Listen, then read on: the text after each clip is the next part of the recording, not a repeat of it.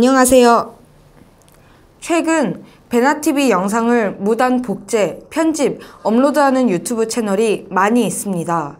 제작진이 발견하여 저작권 신고를 하면 유튜브에서 채널 폐쇄 조치를 합니다. 영상을 무단 복제, 업로드하는 것은 출연진과 제작진의 노력을 빼앗는 행위이며 불법입니다. 단, 원본 영상 공유하기는 가능합니다.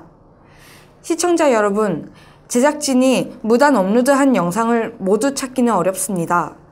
베나TV 영상이 다른 채널에 업로드된 경우 즉시 댓글, 제작진 이메일로 신고하여 주시기 바랍니다. 그리고 신고해 주셨던 분들 감사합니다. 더불어 후원금, 구독하기, 그리고 광고 시청도 부탁드립니다. 감사합니다.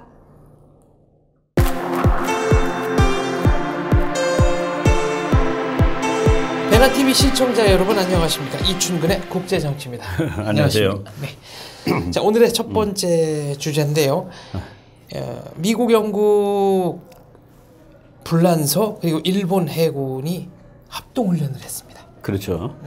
네. 예, 이거 뭐 좀 특이한 그 진전이라고 보여져가지고 저희가 그 좀 잠깐 다루고 싶은 생각이 들었는데 4월 29일입니다. 네. 4월 29일인데 그 뭐 미국 신문에도 많이 나고 일본 신문에도 크게 나고 그러니까 나가사키면은 일본이 핵폭탄 맞은 두 번째로 맞은 도시. 핵폭탄 맞은 도시인데 거기에 그 프랑스 군함하고 영국 군함, 뭐 미국, 일본은 뭐 항상 하니까 별로 이렇게 뭐 놀라울 거가 없는데 프랑스하고 영국 군함이 거기 와서 이제 이거 국가들끼리 하는 훈련을 보통 연합훈련이라고 그럽니다. 연합훈련을 같이 했는데 이게 그 무슨 의미일까 뭐 좀 이렇게 살펴볼 필요가 있는데 요 네 훈련을 이 미국의 그 언론들은 Alliance of Democracies, 그러니까 민주주의의 동맹. 그렇죠. 민주주의라는 말을 쓰면은 조금 마음이 쩔려하는 나라가 뭐 북한은 거기에 대해서 뭐 별로 쩔릴 것도 없는데 역시 중국 아니겠습니까? 중국은 데모크라시라는 말 나오면은 조금 좀 그 부담을 느끼는 나라죠. 그러니까 이렇게 큰 나라고 세계적으로 주역이 되고 있는데도 불구하고 그 데모크라시가 아니라는 그런 그 부담감을 갖는 겁니다. 그래서 이 네 나라의 훈련을 얼라이언스 오브 데모크라시라고 얘기를 하고 그러고서 이제 여기 묘한 거가 이게 중국을 향하는 거냐? 중국 향하는 거 맞습니다. 북한만 향하는 게 아니라 중국을 향하는 거가 분명한데, 근데 이제 이것이 일어나는 그 상황이 트럼프 대통령이 지금 중국에 대해서 아주 말로는 엄청나게 그 우호적으로 얘기를 합니다. 그리고 말만 우호적으로 하는 게 아니라 최근에 그러니까 내가 그 국제정치 사항들을 확인하다 보니까 야, 이것조차도 지금 미국이 중국한테 양보하고 있구나 하는 그런 걸 발견했어요. 어떤 게 그게 뭐냐면은 그 남진아해에 스프라틀리 군도하고 파라셀 군도라는 뭐 섬도 아니에요. 네. 그러니까 산호초들인데 거기에다가 중국이 이제 그 세멘트 뿌려가지고 그러니까 섬을 한 7개쯤 만들어 놨습니다. 근데 그 섬들은 중국말로는 그러니까 뭐 경제를 위해서 사적인 용도를 위해서, 민간인 용도를 위해서 만들었다고 그랬는데 거기 이제 미국 인공위성들이 사진 찍고 오는 거 보면 전부 그 비행장이거든요. 네. 그거를 이제 만들어 놓고 그리고 중국이 거기다 뭐까지 했냐면은 영해를 선포를 했습니다. 영해. 그러니까 자기네 섬이니까 12해리 영해를 이렇게 거가지고 그래서 이 안에 들어오지 말라, 우리 영해니까. 근데 이제 그거를 해양국제법적으로 인공섬에는 영해를 못 만들게 돼 있습니다. 그래서 미국이 그거를 어기면서 미국 군함들이 막 지나다니죠, 그걸로. 그 지나다니는 훈련을 FON. Freedom of Navigation. 그렇죠. 자유의 항해 작전. 자유의 항해 작전이라고 얘기하는데 그거를 금년에 트럼프 대통령이 된다면 본격적으로 지금 하려고 이제 얘기를 하고 있습니다. 준비를 하고 있습니다. 그리고 심지어는 틸러슨 장관이 그 청문회에서 중국 보고 그 섬을 7개 만든 더 이상 만들지 말고 그리고 앞으로 중국이 그 섬에 가는 것도 미국이 방해하겠다라고 이 선언을 했는데 그러고 나서 미국 그 태평양 사령관이 그 FON, 그 프리덤 오브 내비게이션 오퍼레이션을 훨씬 더 폭넓게 자주 하겠다라고 이제 일단 기한을 했습니다. 그 기한을 한 거가 틸러슨 장관이 허락까지 했습니다. 근데 틸러슨 장관이 허락하는 거로 끝나는 게 아니라 미국 국가안보 NSC에서 그 국가안전보장회의에서 그 회의를 한 다음에 그거를 대통령한테 앞으로 이거를 시행하겠으면 대통령이 재가를 해야 된대요. 근데 그걸 지금 사인을 안 하고 있습니다. 그러니까 트럼프가 일단 보류하고 있는 것이죠. 그 정도까지 중국한테 그 북한 문제 해결을 네가 열심히 하면은 내가 중국이 피곤한 걸 다 안 해주겠다는 그 정도로 이제 성의를 보이는데 그 중에 이 사건이 터진 겁니다. 그 프랑스하고 영국 배가 온 거죠. 이거는 중국에 대한 상당히 노골적인 군사 행동 아니겠습니까? 그 프랑스 군함까지 오고 그리고 영국 군함도 오고 프랑스 군함은 그 미스트랄이라는 그 배인데 보니까 사진 보니까 엄청나게 큰 게 왔어요. 아마 프랑스의 그 항공모함 빼놓고는 거의 뭐 대규모 군함이라고 볼 수 있죠. 이런 배들이 지구를 한 바퀴 돌아와서 훈련하는데 상당히 그 상징적인 그런 의미를 갖고 있다고 봅니다. 그러니까 미국이 지금 트럼프 대통령이 그 시진핑 주석의 비유를 건드리지 않으라고 여러 가지 애를 쓰고 그러면서 계속 북한으로 이제 몰아가는 거죠. 네. 북한 문제를 해결해 주라.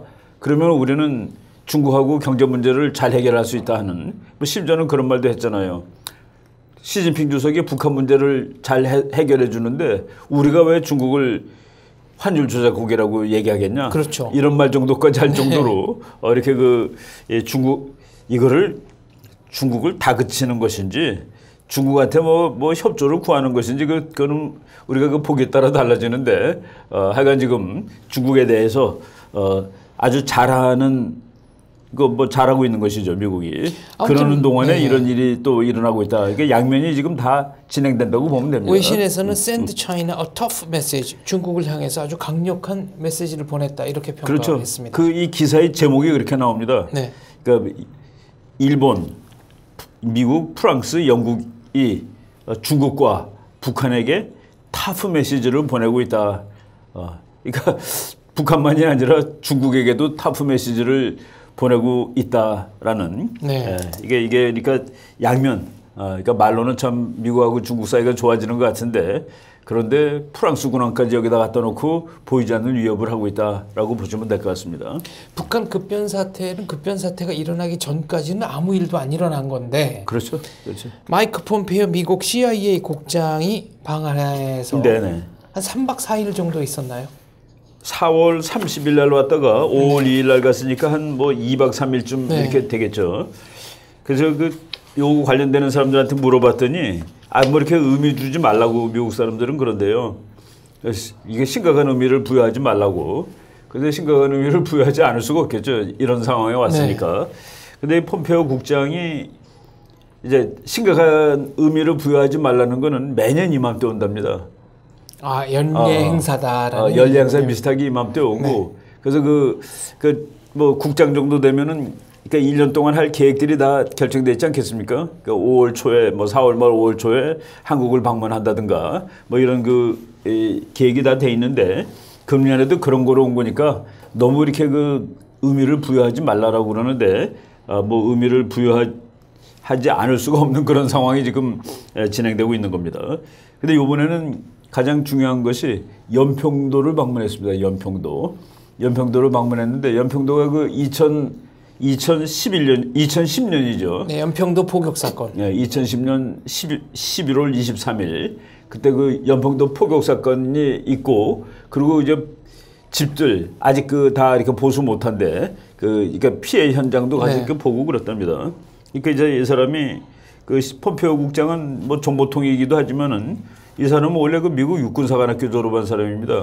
육사를 수석으로 졸업했다고 그러죠. 그러니까 그 상황을 와서 군사적 대치 상황이라든가 이런 상황을 제대로 파악을 했을 거다라고 그렇게 보여집니다. 지금 긴장을 자기가 스스로 느끼고 간 것만 하더라도 이 미국의 대북한 정책을 만드는데 어떤 의미가 있는 거 아닌가라고 그렇게 볼 수가 있습니다. 이 와중에 북한이 핵실험을 다시 하려는 듯한 징후가 포착이 됐습니다. 못 보이던 인공 구조물이 여러 개 생겼고요. 이게 지금 북한이 이게 전갈입니다. 전갈. 전갈은 이렇게 누구를 이 무는 게 자기의 본능이지. 네. 근데 지금 김정은 정권이 그래서 지금 미국 그 뭐 각종 언론이라든가 또는 우리나라도 지금 마찬가지인데 그 인공위성 사진으로 보니까 지금 풍계리에서 이제 보통 그 핵실험을 자주 하는데 핵실험 징후가 이제 다시 포착되고 있다. 한 2, 3일 전 얘기입니다. 제가 요새 그 국제 정치를 다른 때보다도 더 부지런히 이렇게 따라가는 편인데 한 일주일 중에 한 4, 5일 정도는 미국의 그 큰 방송의 헤드라인이 다 북한 문제입니다. 네. 그리고 하루 이틀은 뭐 미국 국내 문제도 나오고 또 다른 문제 나오는데 그만큼 지금 북한 문제가 심각한 문제가 되고 있는 것이죠. 그리고 우리가 지난번에 이제 얘기했을 거예요. 그럼에도 불구하고 이것이 아주 긴장이 첨예하게 진행되는 것은 아니고 약간 그 완만하게 진행되는, 그러니까 큐바 미사일 크라이시스 인 슬로우 모션이라는 말을 리트웍이라는 미국 학자가 얘기한 적이 있는데 정말 이 큐바 미사일 같은 긴장된 사건이지만은 진행되는 속도는 조금 좀 느린 편인 것 같다는 이런 생각이 듭니다. 그런데 이제 이게 어디 가다가 끝나는 것은 아닙니다.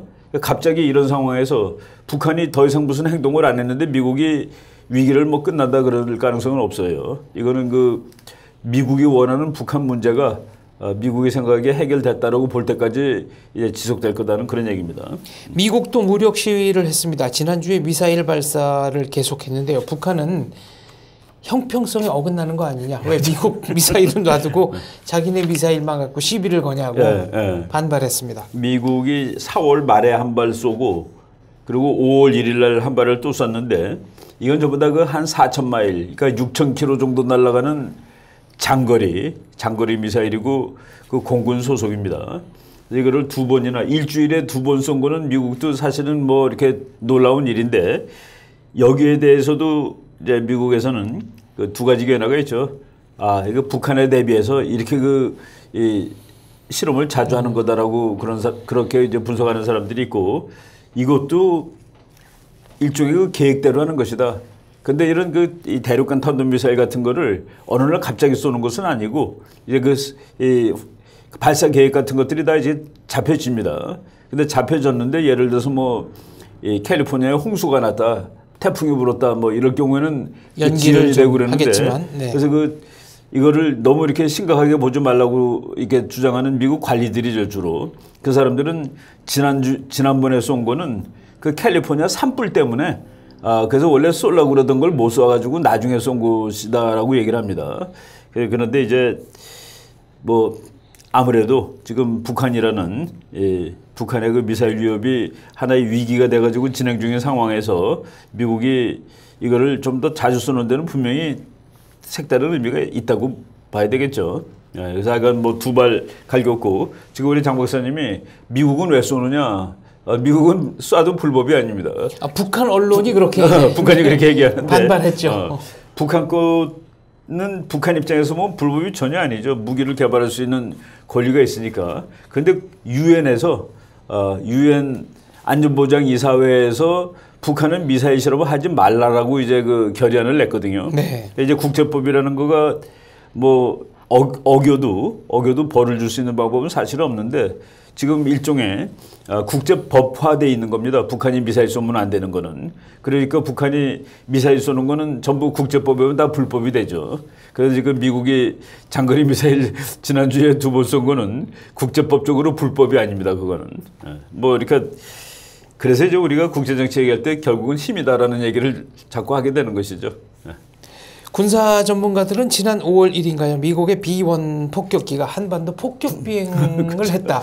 이 사실을 좀 주목해봐라라고 얘기하더군요. 그러니까 이제 지금 우리 그 신문에 매일 안 나더라도 이런 그 공격 작전 이런 훈련들이 매일 있는 것 같아요. 매일 있는 것 같고 북한이 자꾸 실패하지만은 미사일 와서 4월 28일에 됐는데 그거 발사하자마자 미국 폭격기가 또 와서 날르고 있고 또 미국 군함들 지금 계속 온답니다. 어떤 그 이름이 이렇게 밝혀지진 않았지만은 트럼프가 그 말하기를 한반도 수역에 지금 미국 해군 군사력은 계속 증강 중에 있다라고 이렇게 얘기를 하는데 지금 그러니까 이 위기가 위기가 이제 불이 터지는 건 아니에요. 그렇지만 계속 이게 진행되는, 그러니까 아주 피곤한 상황입니다. 사실 보면은 이런 것들이 지금 한반도에서 계속 진행되고 있죠. 뭐 진행되고 있습니다. 지금. B1이라는 건 어떤 비행기길래 이렇게 B1이라는 군사적인 주목을 끄는 그렇죠. 걸까요? B1이 이름으로는 뭐 죽음의 백조라는 이름을 가지고 있는데 영어로는 랜서라고 부르는 비행기입니다. 랜서. 랜서가 그 영국에 나오는 거죠. 무슨 그 긴 칼. 네. 그 중세 그 나이트. 그러니까 저 기사들이 쓰는 칼. 네. 그걸 이제 랜스라고 그러는데 그 이름을 랜스라고 했는데 B52의 후속 모델입니다. 걔가. 내가 그 모델 있으면 한번 보여드리면 되는데 B52의 후속 모델인데 이거는 B52보다는 작지만은 지금 있는 비행기 중에서 폭탄을 제일 많이 실을 수 있는 비행기입니다. 속도도 제일 빠르고. 근데 이제 걔는 스텔스는 아니에요. 그러니까 스텔스 아닌 것을 가지고 와서 위협하는 거는 정말 더 위협용입니다. 근데 이제 그거보다 다음 거가 나왔죠. B2라는 거가 나왔는데 B2는 스텔스입니다. 근데 그 대신에 그 B1보다 폭탄을 많이 싣지도 못하고 또 빠르지도 않고 뭐 그런 건 있어요. 근데 하여간 B1이라는 그 폭격기는 그러니까 냉전이 거의 끝날 무렵에 핵폭탄을 싣고 소련의 영공을 뚫고 들어갈 것을 목적으로 이제 만들었던 비행기입니다. 근데 지금은 그 소련이 망했기 때문에 뭐 이라크 전쟁이라든가 이런 데 다 이제 개입을 했는데 하여간 그 뭐 속도 빠르고 이 폭탄 실을 수 있는 양이 많고 그리고 이제 전부 다 뭐 정밀 폭탄들 그런 걸 뭐 몇백 발씩 실을 수 있다는 데서 상당히 그 북한한테 무서운 비행기죠. 이거 강원도 이렇게 날아다니고 그러는 모양입니다. 국내 언론, 대한민국 언론들은 트럼프 대통령이 김정은을 만나서 김정은을 좀 달래려는 게 아닌가. 트럼프 대통령 본인이 뭐 김정은 만날 수도 있다고 언급한 거는 사실이니까요. 그렇죠, 그렇죠. 그거는 그 트럼프가 미국 대통령 선거할 때도 만나서 뭐 햄버거 먹을 수 있다라고 그랬고, 요번에도 그런 레벨에서 이렇게 이해를 하시면 됩니다. 그러니까 트럼프가 심각하게 우리가 이 군사적 수단을 쓰기보다는 외교라든가 이런 수단으로 설득을 해야 되겠습니다. 그래서 네. 나는 만날 여유가 있습니다라고 얘기한 게 아닙니다. 그렇게 얘기한 게 아니라 전후 좌우 맥락을 좀 따져봐야 되는 북한은 이거 뭐 도대체 말이 안 되는 녀석들이다라고 한참 얘기를 하고, 그리고 그렇지만은 그 외교적인 옵션이 없는 것은 아니다. 만나는 거 이것도 만나서 얘기할 수 있는 것이다라고 얘기를 했지. 다른 것들로 안 되니까 외교적으로 하겠다라는 얘기가 아닙니다.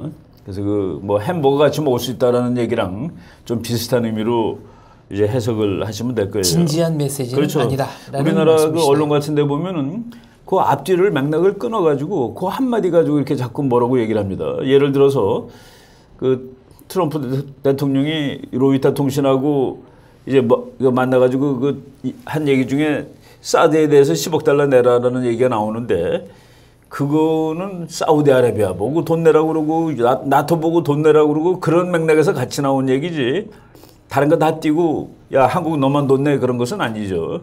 그래서 그 기사를 볼 때 그 전체를 다 보고서 앞뒤를 보고서 그 맥락에서 이제 해석을 해야 되는데, 앞뒤 다 띄고 얘기하면은 뭐 좀 황당한 얘기가 될 수가 있겠죠.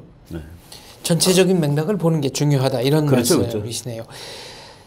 이 기사는 제가 본 뒤에 이게 사실일까 싶어서 이제 다른 자료를 검색하다가 찾아보니까 또 금방 없어졌는데, 그렇죠, 그렇죠. 중국이 평양에 거주하는 중국인들에게 소개령을 내렸다는 기사가 맞습니다. 잠깐 올라왔습니다. 맞습니다. 그 5월 3일자로 그 뉴스가 떠가지고 저도 여기저기 그 찾아봤어요. 그 봤더니 영국의 그 더 선이라는 신문인데, 그좀 옐로우 페이퍼 같아요. 네. 옐로우 페이퍼 같은, 우리나라 옛날에 그 선데이 서울이라든가 네. 뭐 이렇게 그냥 그 기사가 맞다 틀리다 보다도 이렇게 그 좀 흥미 위주로 쓰는 네. 그런 기사 같은데, 타임즈랑 같은 회사에서 나오기는 하지만 선은 완전히 더 선. 옐로우 페이퍼죠. 그렇군요. 그래서 그 더 선에서 들어가서 봤더니 지금 시진핑이 평양에 있는 중국 사람들을 빨리 저 중국으로 나오라고 이렇게 그 그 뭐 그렇다면은 상당히 심각한 거죠. 중국이 그렇죠. 폭격을 하겠다는 네. 소리도 되고 미국의 폭격이 곧 있을 임박했다는 것이라는 얘기도 임박했다는 되고. 그런 의미도 되는데 그래가지고 제가 그 미국의 그 정식 그 언론들 뭐 정식 언론이라기보다도 그냥 우리 소위 말해서 메이저라고 하는 네, 퀄리티 페이퍼. 퀄리티인데 보니까 페이퍼. 이 기사는 없더라고요. 다만 그냥 5월 3일 그 선에서 선하고 또 다른 거에도 잠깐 나왔어요. 그러니까 지금 중국이 북한에 있는 뭐 그게 정말이라면은 이건 좀 매우 심각한 건데. 심각한 뉴스죠. 네. 근데 그거는 그 뉴스에만 떴고 그렇진 않다라고 보게 됐습니다. 이 와중에 북한과 중국이 서로 언론 매체를 이용해서 엄청난 설전을 벌였습니다. 예. 저는 이게 그 트럼프 행정부의 그 기본 정책이 그쪽으로 가는 거라고 생각을 하는데 우리가 그런 얘기 했을 거예요. 그리고 또 트럼프 대통령 당선된 다음에 우리 그 한국 학자들이 여러 명 모여서 세미나도 하고 그랬는데 거기서 그 재미있는 그 일치점을 발견한 거가 미국이 트럼프 행정부가 정말 큰 문제로 생각하는 것은 북한 얘기보다는 중국일 것이다. 또 중국의 무슨 뭐 중국하고 전쟁을 한다는 얘기가 아니라 중국의 경제 문제.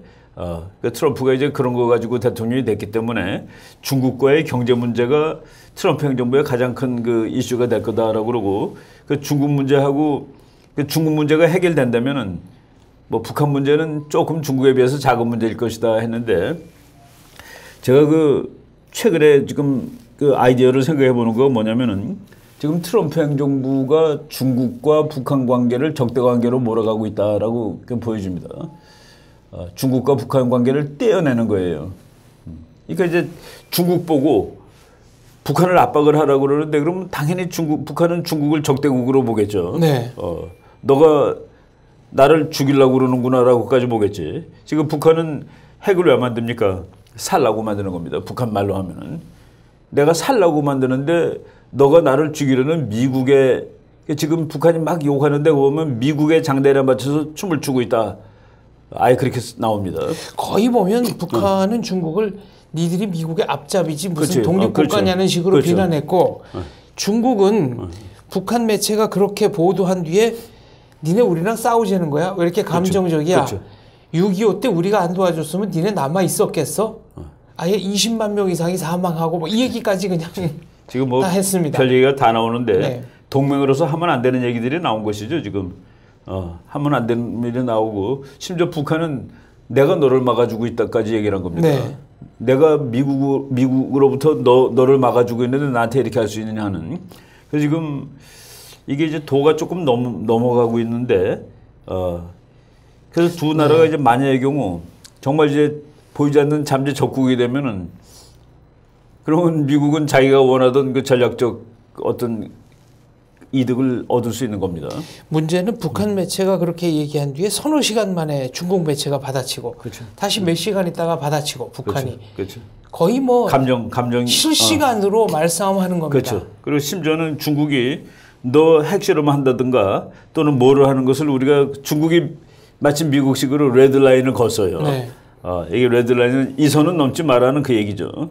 근데 북한이 선을 먼저 넘은 건 너야라고 얘기를 해버렸습니다. 네, 레드라인을 먼저 넘은 건 중국이야. 그렇죠. 이런 식으로 서로 지금 싸우는 정도가 야 이거 그러면 우리가 북한이 그러면 미국하고도 적이고 중국하고도 적인 것을 이런 상황을 상정을 하고 하는 걸까라고 네. 한번 생각해 볼 필요가 있어요. 이거 좀 과격한 발상을 해보면은 지금 북한이 중국을 오히려 가지고 논다 그러면 좀 말이 이상하지만은 그러니까 제가 이제 그런 얘기 한 적이 있었습니다. 우리 그 대학생들이 교수님, 우리는 왜 미국한테 꼼짝도 못해요? 북한은 중국한테 막 당당한데. 그러면서 그 중국 가가지고 김정일이 살아있을 때 쌀 내놓으라고 막 소리 지르고 그럽니다. 그런 걸 보고 학생들이 중국은 북한은 중국한테 당당한데 당당하다. 우리는 네. 미국한테 당당하지 못하다 하는 얘기를 했는데 제가 그냥 농담 반 진담 반으로 학생한테 김정일이가 북한 가서 뭐라고 그러는 줄 아냐? 라고 내가 그 얘기를 네. 해줬습니다. 뭐라 그러나요? 쌀 좀 주세요. 쌀 안 줄 거요? 그럼 뭐 이제 중국이 그러겠지. 야, 그럼 좀 제대로 좀 제대로 된 사람처럼 행동을 해. 쌀 얻어 먹으려면은 북한이 중국한테 할 수 있는 말은 그겁니다. 미국 거 얻어 먹을까요? 아, 중국 입장으로서 내가 무서운 얘기네요. 미국 거 얻어 먹어도 미국 거 얻어 먹을까요? 그겁니다. 그 조그만 나라가 사는 방법은 그거예요. 그러니까 지정학적으로 북한은 중국의 친구는 아닙니다. 지정학적으로 그 지금 백두산을 중심으로 해가지고 이쪽으로 흐르는 강이 압록강이고 이쪽으로 흐르는 강이 두만강이죠. 네, 동쪽으로 흐르는 게 두만강, 서쪽으로 흐르는 게 압록강. 그래서 지금 우리 옛날 지도가 아니라 지금 북한 세로 지도 보면 그 두 개의 강을 다 끼고 있는 도가 있습니다. 양강도라는 네. 도예요. 그러니까 강이 두 개 돼서 양강도인데 양강도에 북한의 12군단이 있습니다. 12군단의 대포는 중국을 향하고 있습니다. 야, 이거는 네.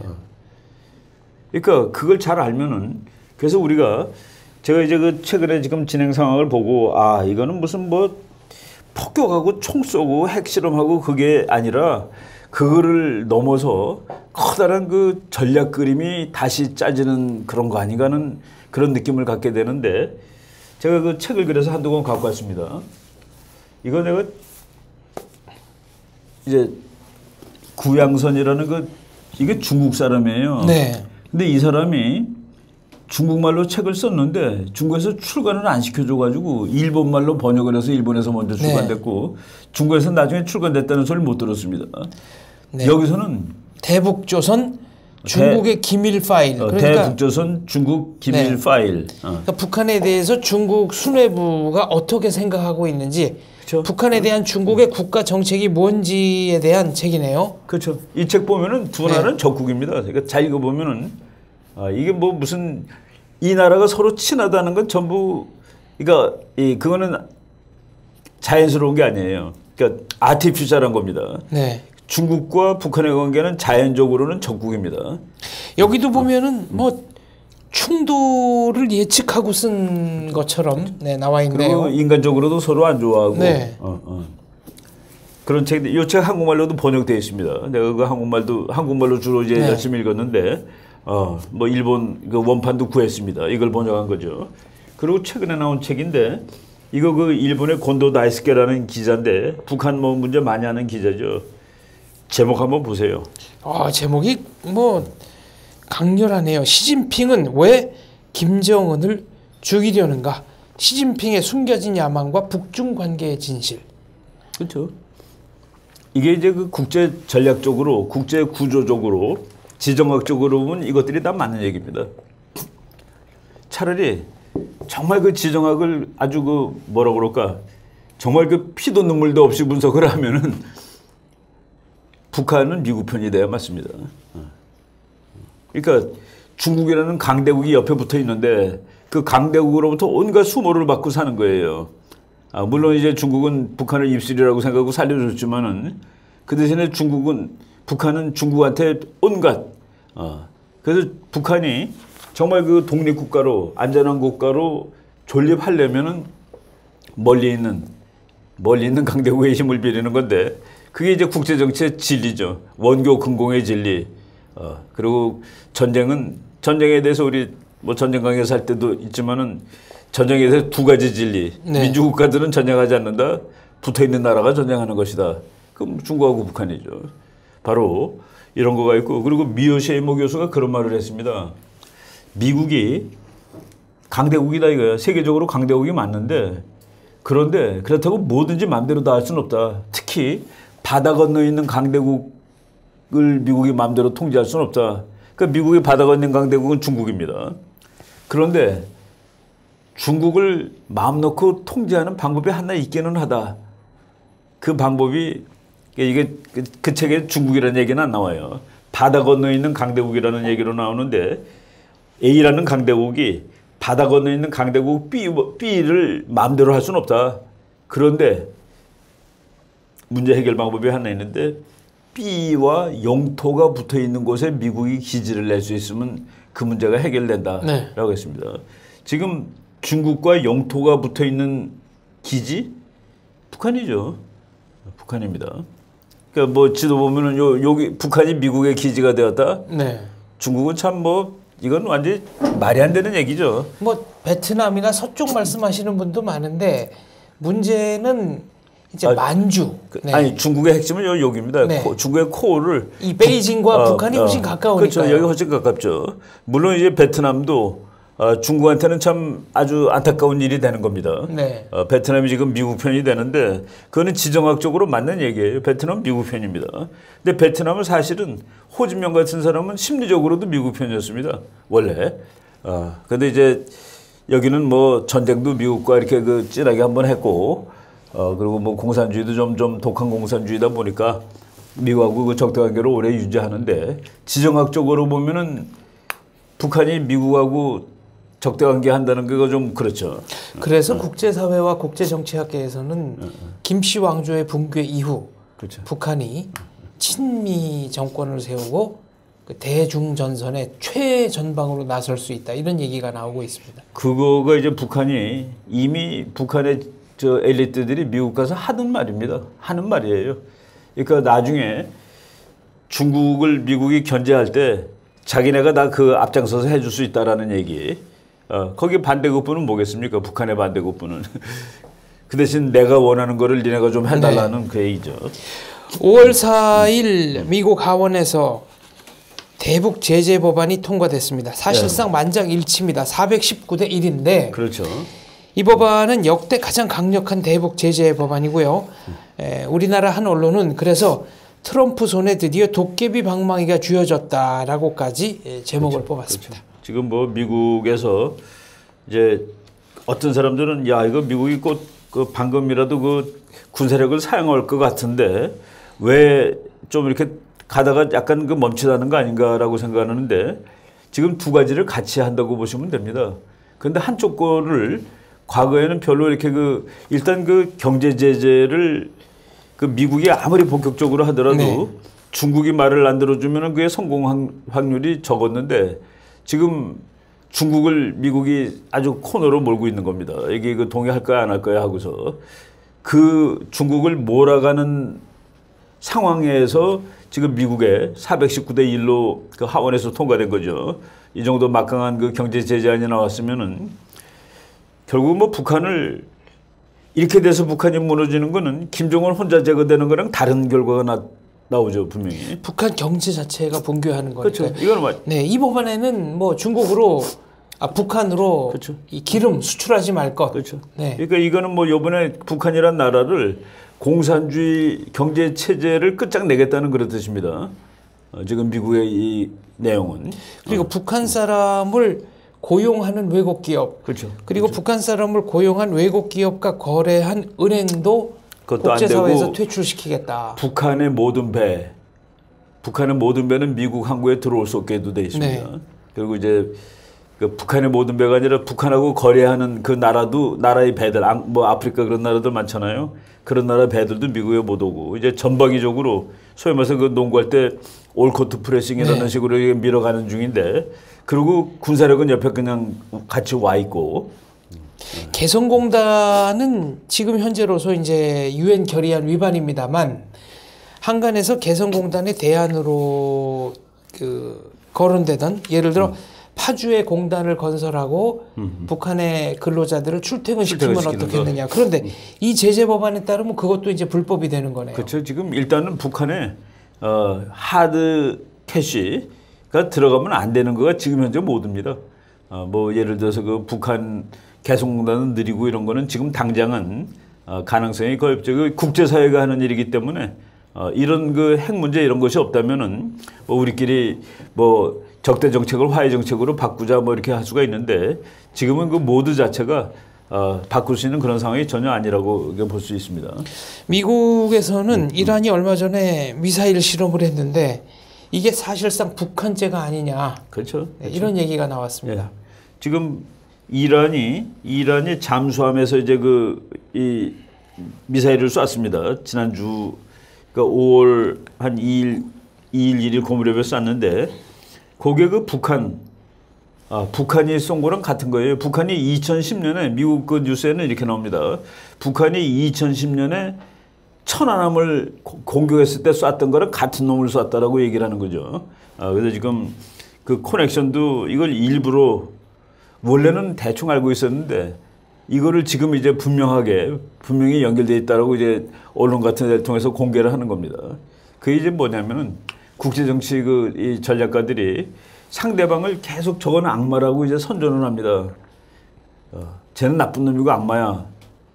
그러면 그 나라랑 전쟁하는데 국민들이 아무런 그 반대를 안 해요. 그렇죠. 그 인식이 돼 있으니까. 네. 그러니까 지금 북한이 나쁜 나라로 돼 있고 이란이 나쁜 나라로 돼 있는데 둘은 붙어 있는 거라고 해가지고 이거를 지금 그 합리화시키는 이거 트럼프가 재밌는 거는 트럼프는 국제 문제는 안 한다고 그러고 대통령이 됐는데 지금 거기 푹 빠져 있습니다.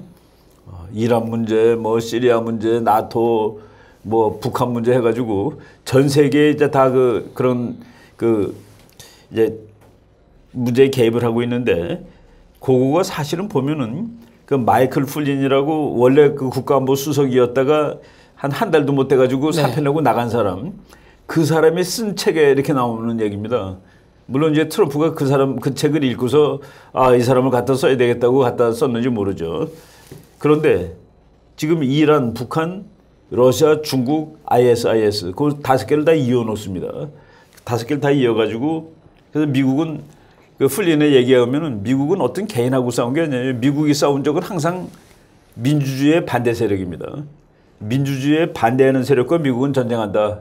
그리고 지금 민주주의에 반대하는 세력이 북한, 이란, IS, 일본, 러시아, 중국. 그러니까 통째로 이어가지고. 네. 그거가 지금 이제 미국 펜타곤이 5월 4일 날 이란이 쐈던 미사일은 북한이 2010년 그 한국 3월 달에 천안함을 공격할 때 썼던 그 미사일을 쏜 것 같다라고 이렇게 아예 그 미사일 종류까지 써서 발표를 했습니다. 그리고 지금 북한이 갖고 있는 잠수함 중에 연어급이라고 아주 조그만 놈이 있어요. 네. 그래서 그런 잠수함은 서해 바다를 마음대로 다닐 수 있습니다. 얕은 바다. 네. 지금 이란도 연어급이 있습니다. 그럼 뭐 북한 째일지도 모르죠. 그러니까 그리고 이번에 그 미사일 쏜 것도 그 비슷한. 지금 서로 그 연계돼 있다는 거가 미국에서는 뭐 아주 그 자세하게 그 뉴스에 지금 다 보도를 하고 있습니다. 네. 이번 제재 법안이 사상 가장 강력하다고 하는 이유가 또 있습니까?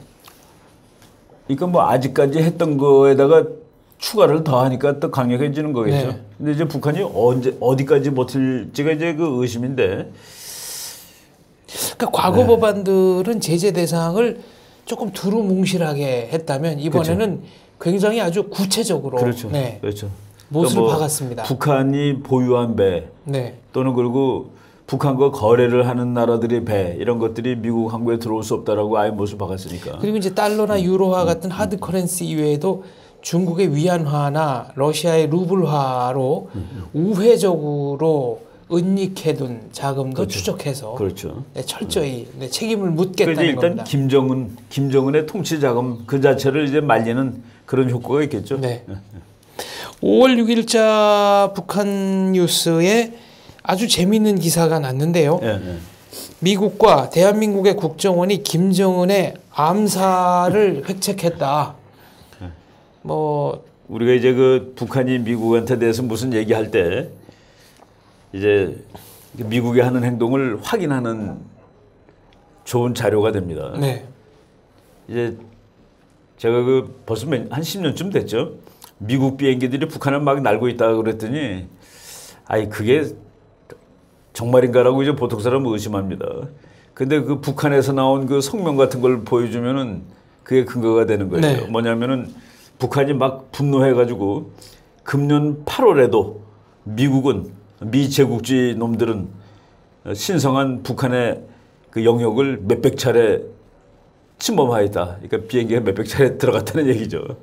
그걸 보고서 정말이다 하는데 우리가 그 미국이 김정은 제거 작전을 아마도 할 수 있을 거다라고 얘기를 했잖아요. 네. 근데 북한이 이제 5월 5일자로 이제 북한에서 방송 나온 겁니다.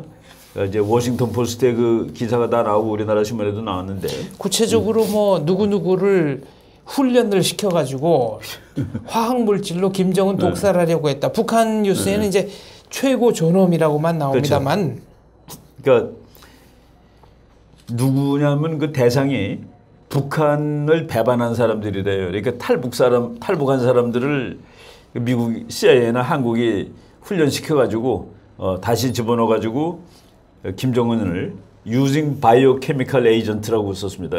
biochemical. 그러니까 화학물질. 그럼 뭐 어떤 그 신문에 보면은 나노 포이즌이라고 나와요. 나노 포이즌. 이게 나노라는 게 뭐 아주 미세하다. 미세물질 독. 네. 그러니까 나노 포이즌을 갖춘 턴코트 어쌔신. 턴코트 어쌔신이라는 게 턴코트 이제 코트를 돌렸다 이거죠. 네. 이게 무슨 뜻이냐면은 배반자라는 뜻입니다. 그러니까 북한의 배반자를 활용해서 그 녀석들한테 나노 포이즌 장비한 무기를 줘가지고 김정은이를 죽이게 그 훈련을 시키고 있다. 그런 훈련을 시키고 있다라는 그 얘기를 북한 방송에서 한 겁니다. 그때 참 황당하죠. 네. 최고 존엄이라고 해서 최고 존엄을 한국의 북한의 그 배반자를 미국이나 한국에 훈련시켜서 암살하려고 한다라는 얘기. 네, 북한 매체에 따르면 미국 CIA뿐 아니라 대한민국 국정원도 나오죠. 네, 관여를 했다는 식으로 그렇죠. 보도했습니다. 그렇죠. 그리고 또 재밌는 보도가 그 얘기에 몇 년 전에 그 한국의 스파이가 김일성 동상을 그 블로우업 이게 폭파시켜 버리려고 했다는 얘기도 지금 막 나오고 있습니다. 동상 까부수는 모임 돈까보는 게 있었죠. 이것도 다 있던 얘기들이 지금 나오는 거라고 보시면 됩니다. 김정은은 북한 일선의 군부대를 방문해서 적들의 통뼈를 부숴버리자. 영어로 백본이다. 백본. 이 등뼈 척추뼈를 부숴버리겠다. 그거 한 섬이 재밌는 데입니다. 그 이제 지도 보면은 연평도가 있고 연평도 바로에 NLL이 있고 그 위에 섬 2개가 있어요. 그 이름도 없는 섬인데 거기 와서 한 말입니다. 거기 와서 이게 마이크 폼페오가 연평도를 방문한 데 대한 답방이라고 보시면 돼요. 그 와가지고 이제 한국의 이 적들의 그 등뼈를 그 분쇄하라는 그런 그 명령을 내렸는데 황해도 해안에 있는 장제도와 기린도 그중에 장제도 이름이 장제도 뭐 무도 뭐 이렇게 영어로 무라고 이렇게 썼는데 그 구글 어스로 들어가서 보면은 섬은 이름은 안 나오는데 그 바로 연평도 위에 2개가 이렇게 있습니다.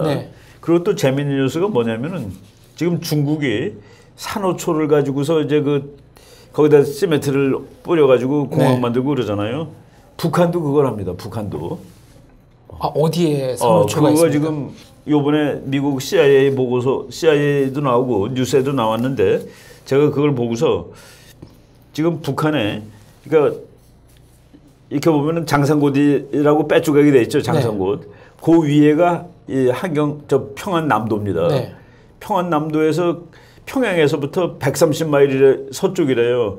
쭉 해보면은 거기 우리가 이제 구글 지도를 들어가서 보면은 그 이름 없는 섬이 이렇게 3개가 모여 있는 데가 있습니다. 그거를 장거리 미사일 발사 실험장으로 지금 만들고 있다는 거예요. 한 5년 했답니다. 5년.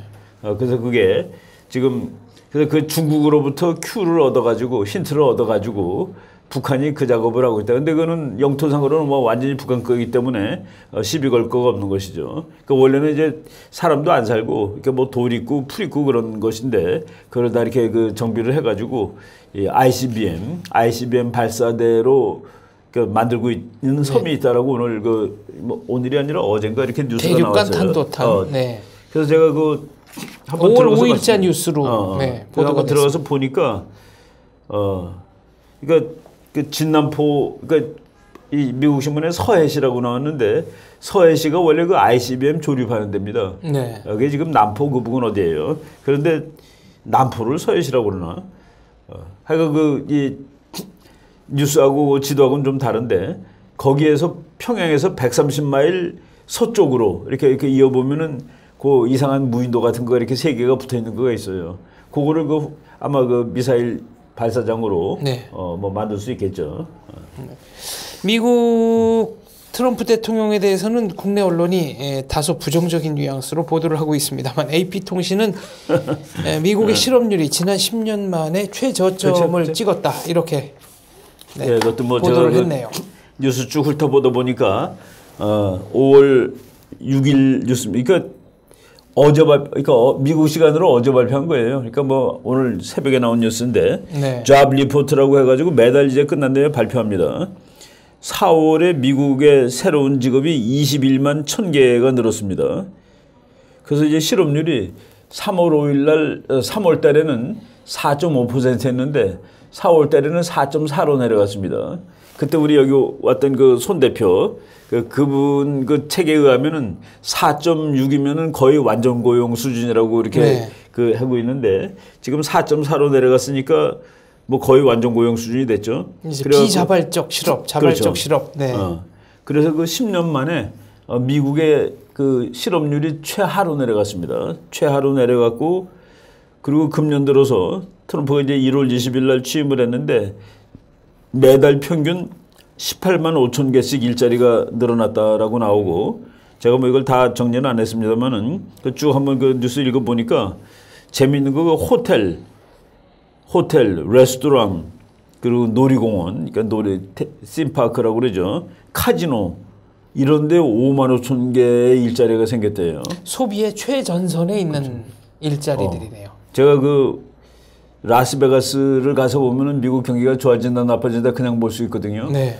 라스베가스 같은데 가는 비행기가 많아지고 공항에 내리는 사람 많아지고 그 호텔을 왁자지껄해지면은 미국이 좋다는 겁니다.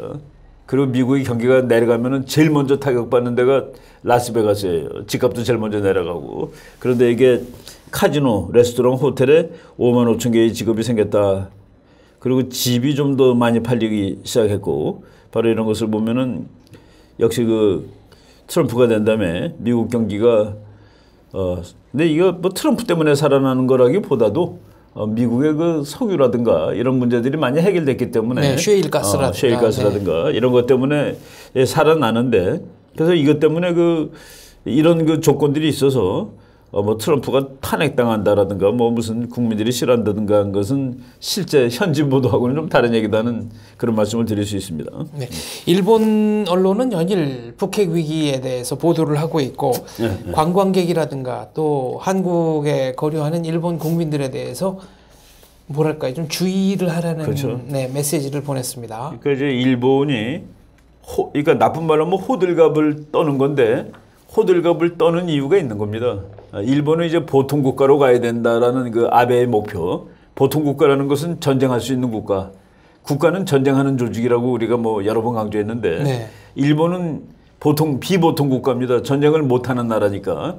근데 이제 그거를 전쟁하는 나라로 바꾸기 위해서 여러 가지 뭐 다양한 방면으로 이제 그 노력을 하는데 야, 한반도가 이렇게 위험하고 직접 우리가 피해보는 거 아니냐는 그런 것도 다 그 일본이 보통 국가로 가기 위한 하나의 뭐 나쁜 말로 술책이라고 네. 볼 수 있을 것 같습니다. 일본 수뇌부가 생각하는 대북관 어떤 걸까요?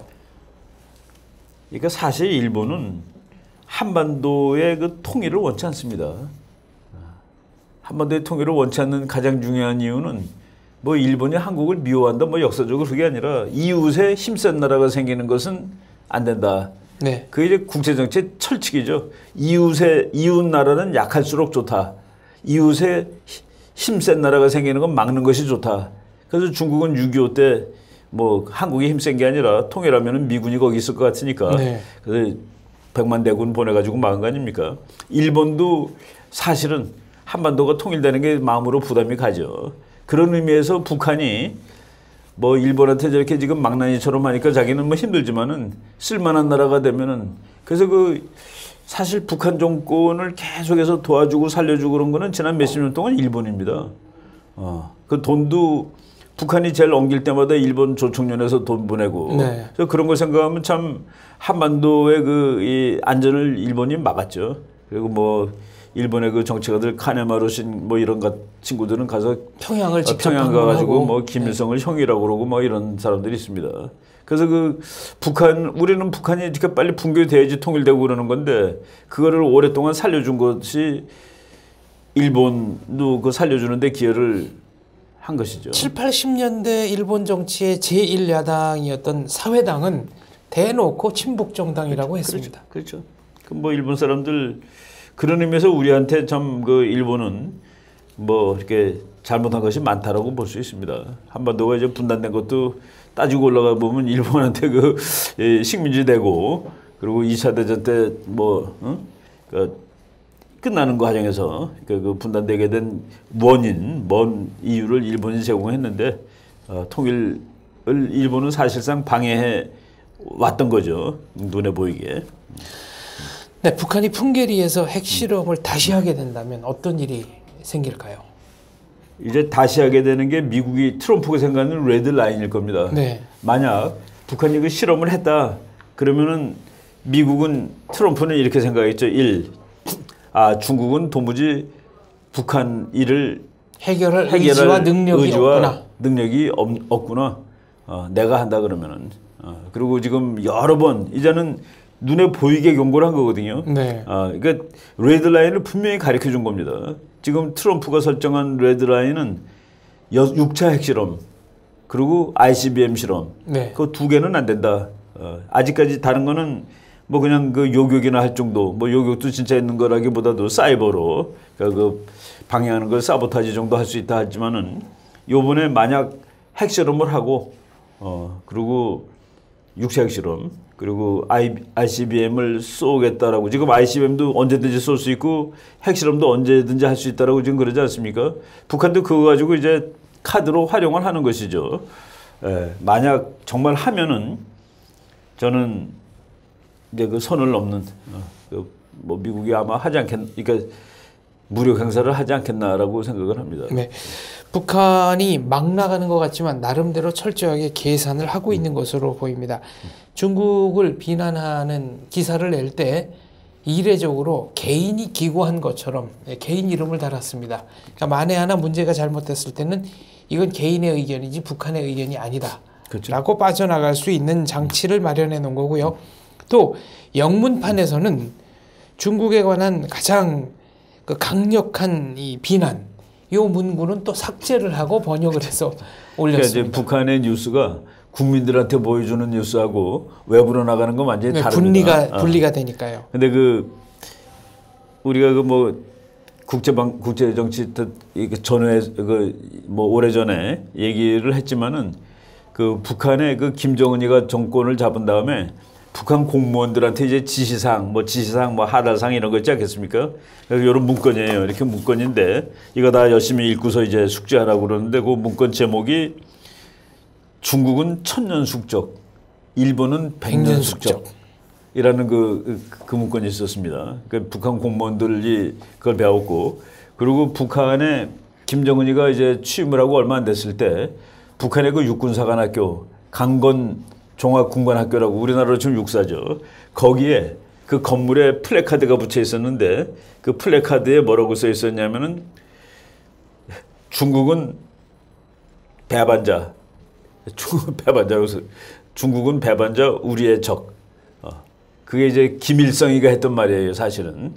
김일성이 했던 말인데 그게 구어로 써붙여져 있었고, 그래서 그 중국하고 북한과의 관계가 뭐 혈맹 이런 거는 아닙니다. 절대로 아니고. 그리고 이제 하여간 뭐 붙어 있는 나라가 친구가 되기는 원래 힘든 거예요. 그렇죠. 그게 지정학이죠. 역사적으로도 그렇고. 그리고 뭐 이해가 그러니까 붙어 있으니까 이익 갈등이 많다는 소리거든요. 그러니까 북한하고 중국은 이익 갈등이 많습니다. 네. 알겠습니다. 한반도가 평화로워 보이지만 그 물밑에서는 엄청난 일들이 벌어지고 있거나 혹은 준비되고 있거나. 그렇죠. 근데 문제는 그것이 수면 위로 솟아오르기 전까지는 우리 일반인의 입장에서는 정확하게 어떤 일이 벌어지고 있는지를 포착할 수 없다는 점입니다. 그렇죠. 뭐 지금 긴장이 그러니까 어떤 사람들이 그 일비 또는 뭐 이렇게 그 그 조그만 뉴스 안내에 팍팍 도는데 그렇지 않습니다. 큰 도도한 흐름이 있는 거예요. 어떤 사람이 어떤 때는 그 남북한 관계가 좋았는데 좋은 적 한 번도 없습니다. 좋은 것처럼 인식을 하는 것이죠. 그러니까 남북한 관계는 원천적으로 좋을 수가 없습니다. 왜냐하면은 둘 중에 하나가 상대방을 제거하고 통일을 하겠다고 지금 그러는 거거든요. 우리 헌법에 그렇게 써 있고 북한의